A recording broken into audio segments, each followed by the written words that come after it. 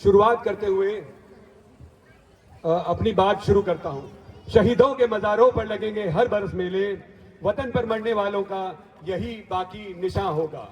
तो आज का वो दिन 19वां स्वतंत्रता दिवस जिसके लिए हम लोग इकट्ठे हुए हैं, सबसे पहले आप सबों को स्वतंत्रता दिवस की हार्दिक बधाई।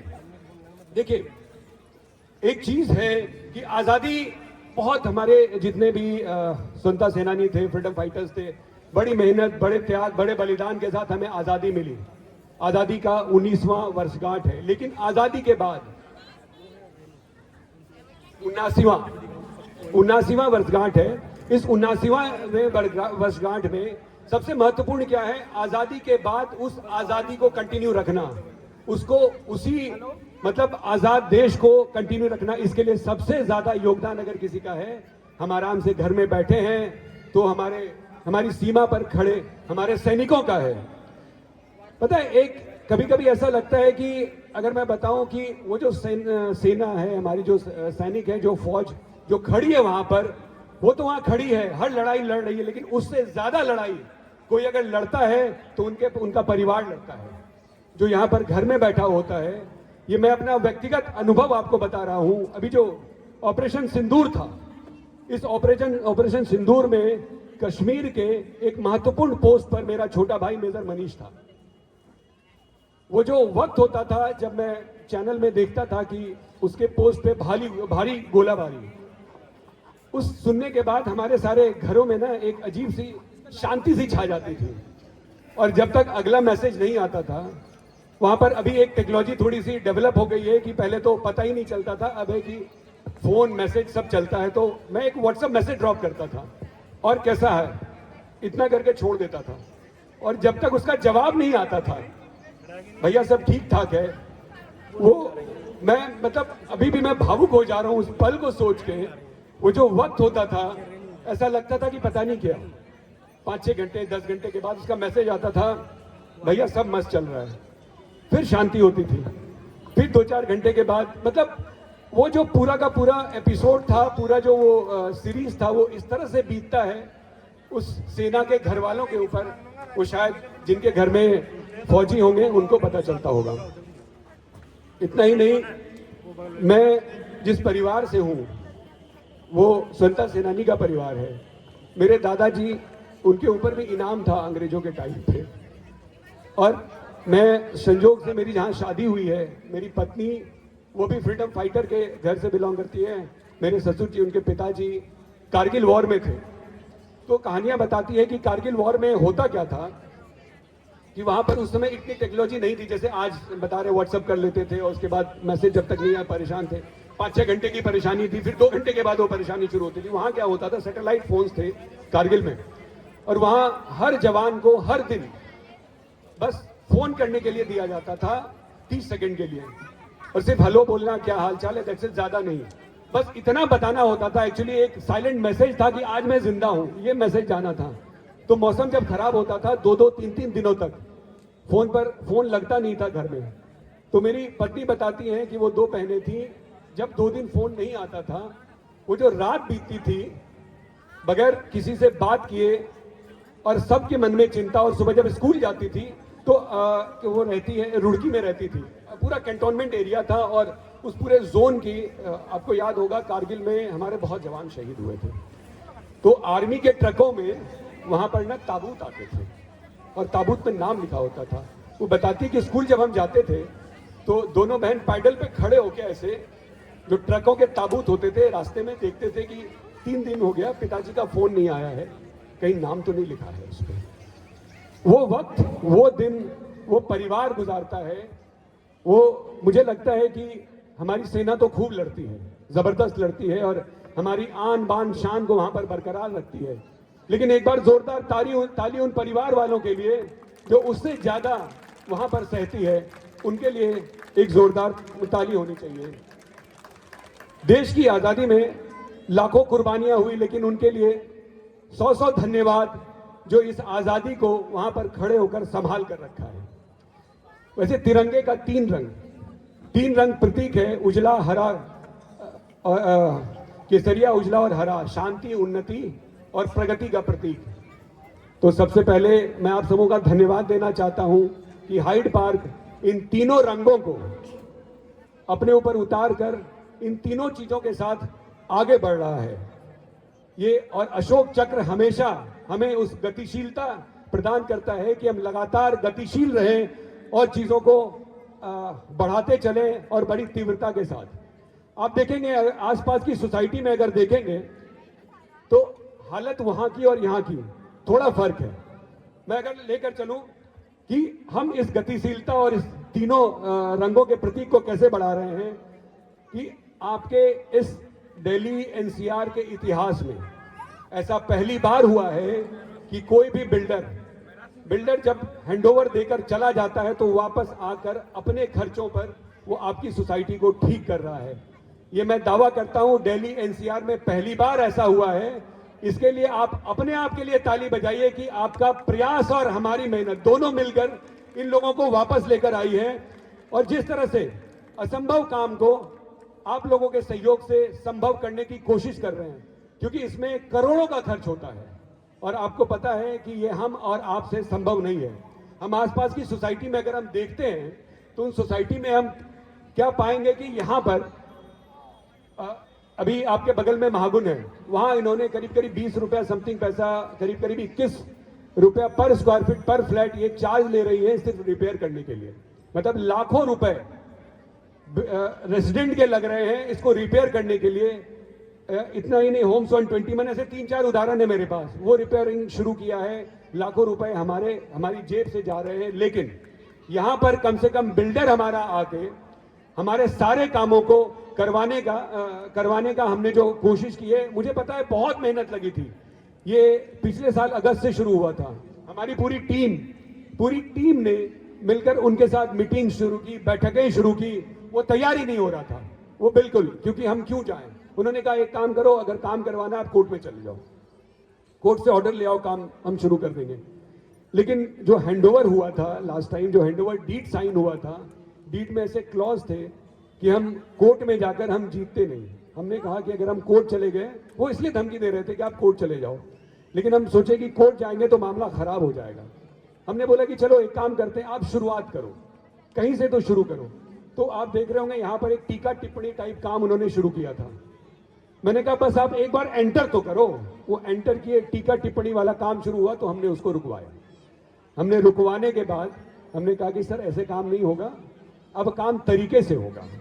और काम इस तरीके से शुरू हुआ कि अब आप देख रहे हैं, मैं एक छोटा सा ब्यौरा उसका मैं अगर आपके सामने देना चाहूं कि बहुत लोगों की शिकायत है, व्हाट्सएप पे भी सवाल पूछते हैं, लोग मिलते हैं, कहते हैं यार कुछ काम नहीं हो रहा है, झूठ मूठ का लगा हुआ है। तो मैं एक छोटा सा विवरण आपको देना चाहूंगा कि क्या क्या काम यहाँ पर किस तरह से हुआ है। आपको याद होगा पिछले बरसात के पहले ऊपर से ये जो बैंड लगा हुआ था, छठे और 11वें 13वें फ्लोर पे बैंड था, वो बैंड वहां से टूट कर गिरता था और हमारे शरीर पे आता था। वाइट टावर के एक अंकल हैं, उनका पूरा दोनों हाथ पे लगा था और स्टिचेस हुए थे। इस तरह कई मतलब लोग घायल हुए हैं। वो था, ऊपर एक मुमटी थी, एक ट्राइंगल था, वो पूरा का पूरा मुझे लग रहा है कि कम से कम 25-30 किलो का वो ट्राइंगल था जो टूटकर नीचे गिरना शुरू हो गया था। उस तरह से मैं अगर बताऊं तो एक मुमटी ऊपर थी, ऑलमोस्ट 23 टावर की मुमटी को बिल्डर से हमने, बिल्डर के खर्चे पर हमने उसे तुड़वा के हटवा दिया कि हमारे जो हम सीनियर सिटीजन, हमारे बच्चे जो घूमते हैं वो घायल ना हो। और उसमें बैंड, जितने बैंड थे 23 टावर में चारों तरफ, छठे फ्लोर पे 11वें फ्लोर पे 2 बैंड थे, उनको हमने हटाया है। और एक हट था, ट्रायंगल बना हुआ था, एक टावर में मुझे लग रहा है 4 से 6 हट्स थे, उन सबों को तोड़कर हटवाया गया कि ऊपर से उसकी हालत ऐसी थी कि कभी भी वो किसी के ऊपर गिरता और किसी दिन किसी की जान चली जाती। और वो भी हमने मतलब बिल्डर के खर्चे पर वो सारी चीजें वो हटवाई। इसके साथ अगर हम एक बार बेसमेंट की तरफ जाएं तो बेसमेंट में जैसे लगता है कि बहुत क्या कहते हैं कोई काम ही नहीं हुआ, तो बेसमेंट के बारे में अगर हम बताएं तो पिलर्स जो डैमेज होते जा रहे थे, पिलर्स की कहीं कहीं हालत ऐसी हो रही थी कि उसकी रिपेयरिंग जरूरी थी। मतलब ऐसा नहीं था कि बिल्डिंग के ऊपर असर हो रहा है, लेकिन हाँ जो स्ट्रेंथनिंग होती है उसकी पिलर की वो कम होती जा रही थी। हमने उसकी जांच कराई। जांच कराने के बाद बिल्डर को फोर्सफुल्ली यहाँ पर लाया और बोला इसको आपको रिपेयर करना है। तो करीब 200 पिलर्स हमारे रिपेयर हुए हैं और बाकी पिलर्स मार्क करते हुए हम लोग उसको रिपेयरिंग की तरफ हम लोग लेकर जा रहे हैं।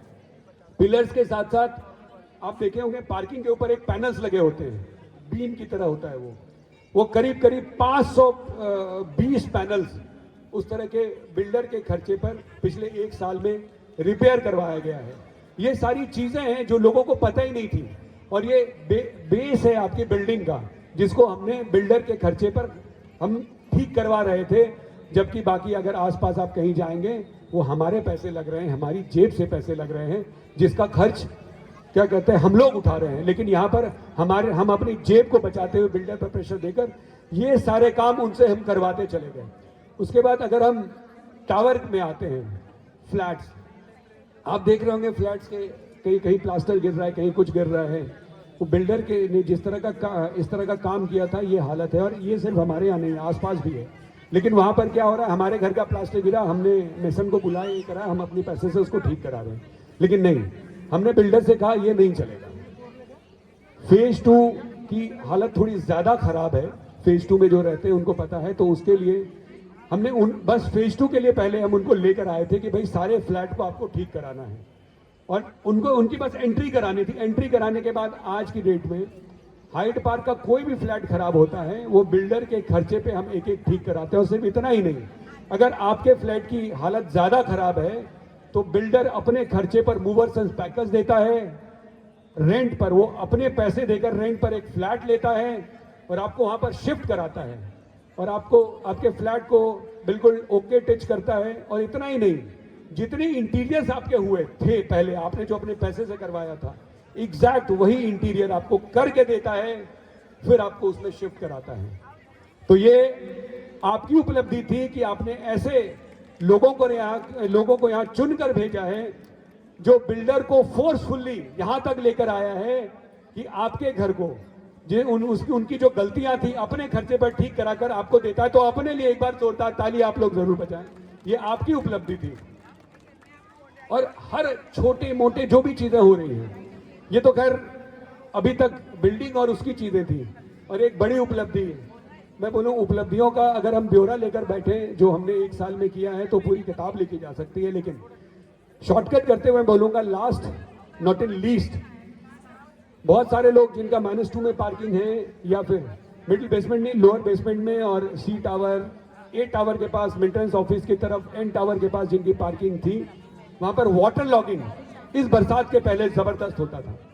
पिछले बरसात के पहले वो मतलब घुटने भर पानी लगता था और बरसात में गाड़ी निकालना बहुत मुश्किल हो जाता था, लोग वहां जाते नहीं थे। तो इस बार आपने देखा होगा कि -2 बिल्कुल क्लीन और -1 में भी पानी बिल्कुल ना के बराबर लगा है। तो इसके लिए आपकी मेहनत के लिए आपने जिस तरह से हमारे ऊपर प्रेशर बना के रखा था और आप जो हमने काम कराया, तो अपने लिए एक बार जोरदार तालियां बजा दीजिए।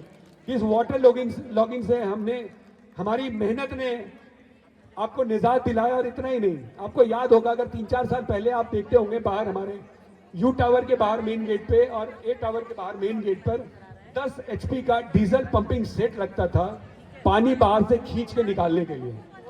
और इतना ही नहीं, अभी बाकी की सोसाइटी में मैंने देखा था वहां पर लगा हुआ है। अभी बरसात जब 2-3 दिन पहले जो 12 बजे रात से लगातार चल रही थी तो वहां पर लगा हुआ था।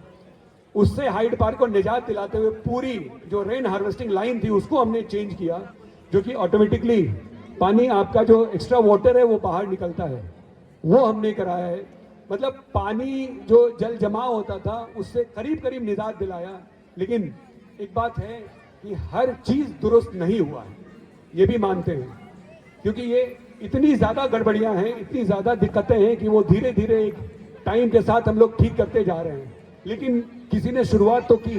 वो कहते हैं ना, गिरते हैं सहसवार ही मैदान जंग में, वो क्या गिरे तिफल जो घुटने के बल चला करते।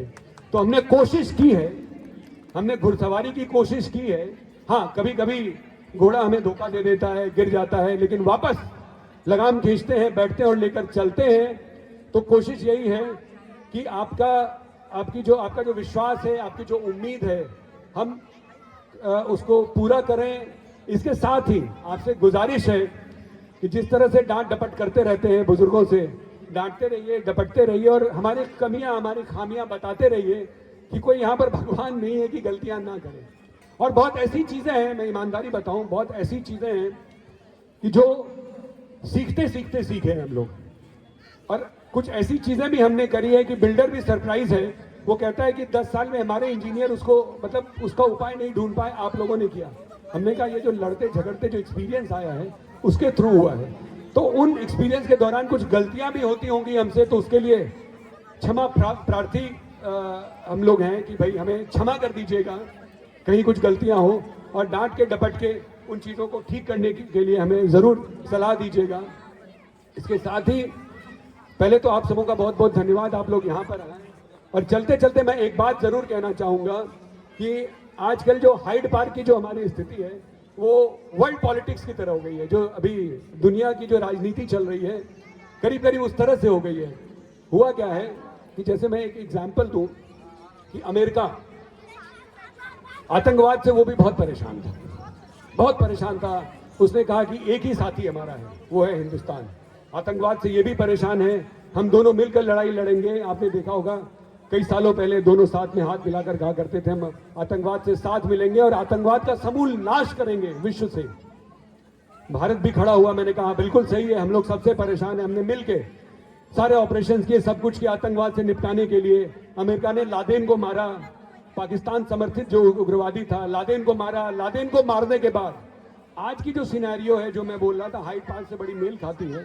आज उसने क्या किया, जब देखा कि अब कुछ सब कुछ ठीक हो गया और भारत उन्नति के रास्ते पे बढ़ चुका है, वर्ल्ड की 4th इकोनॉमी बन चुका है, अरे ये तो हमारा कॉम्पिटिटर हो रहा है, अब क्या करें।